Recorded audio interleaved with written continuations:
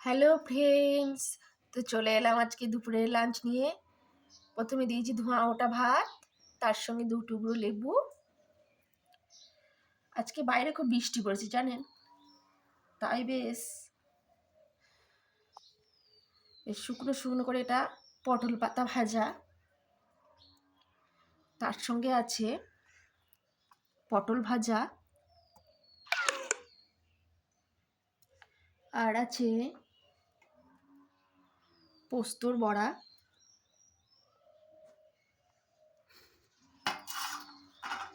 আর আছে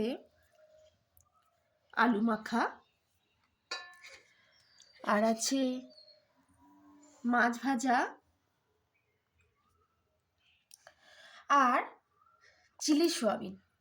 এই chilli soybean capsicum, পেঁয়াজ, সস, চিকেন কারি মশলা ইত্যাদি দিয়ে তৈরি করেছি।